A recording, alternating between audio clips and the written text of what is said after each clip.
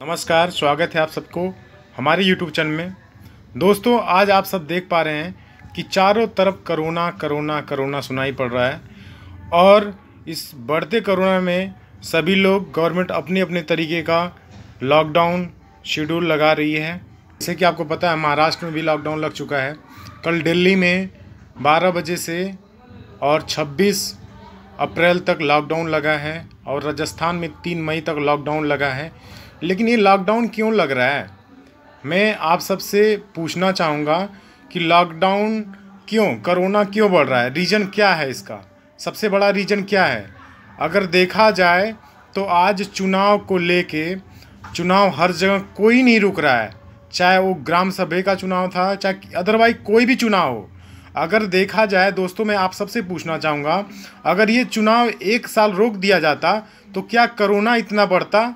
मैं आप सबसे पूछना चाहूँगा, आप बताओ, जिस घर में कोरोना चला गया है, जिस भाई के घर में, जिस बहन के घर में, जिस माता के घर में कोरोना पहुँचा है, उसके घर पे क्या बीत रही है। और आप ये भी मैं आपसे आज पूछना चाहूँगा कि आखिर जब ये कोरोना किसी बड़े शख्स को पकड़ रहा है, यानी किसी एक्टर प्रोड्यूसर यानी रिच फैमिली को किसी को कोरोना हो रहा है, तो ऑटोमेटिक 2 4 10 दिन के अंदर वो रिकवर हो जा रहा है, वो ठीक हो जा रहा है। वही कोरोना किसी के गरीब घर के किसी के व्यक्ति को हो जा रहा है, तो आपको सुनने को आ रहा होगा कि उसकी 2 दिन बाद 3 दिन बाद डेथ हो गई। ये रीज़न क्या है, डेथ होने का रीज़न क्या है। तो ये अंदर की मैटर है दोस्तों, ये आप सब इसके बारे में डीपली सोचो कि रीज़न क्या है कोरोना का।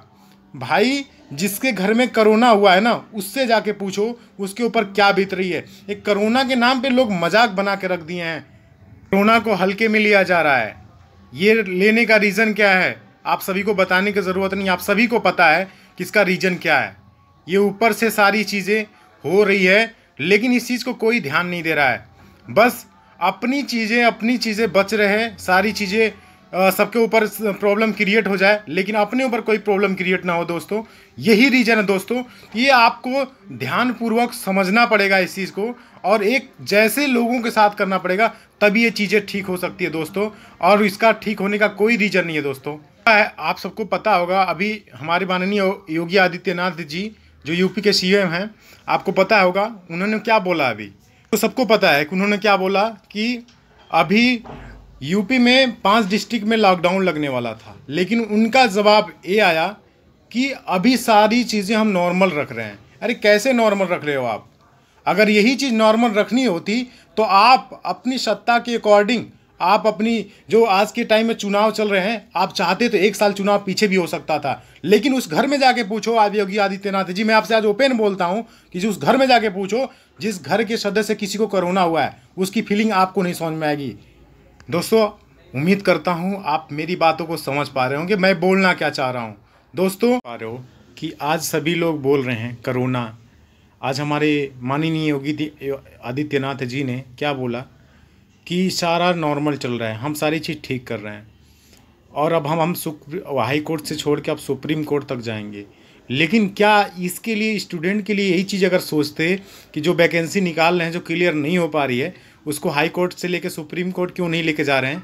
अगर इतना इनको सोचना होता तो आज अपनी इंडिया इकोनॉमी कितनी ठीक होती सर दोस्तों। तो दोस्तों, मैं आप सबसे ही पूछना चाहूँगा कि क्या ये चल रहा है, ये इसका मेन रीज़न क्या है दोस्तों। तो यहाँ पे सोचने समझने की ज़रूरत है दोस्तों।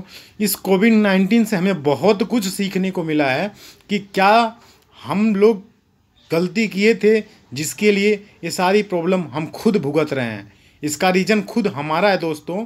तो दोस्तों, मैं आप ही सबसे बोलना चाहूँगा दोस्तों कि ये चीज़ें क्या होनी चाहिए थी दोस्तों।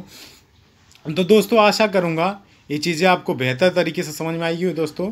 तो दोस्तों, मैं चाहूँगा कि अपनी अपनी राय मेरे कमेंट सेशन में ज़रूर दें, ताकि ये चीज़ें मुझे समझ में आए, जो आप के अंदर जो चीज़ें चल रही है।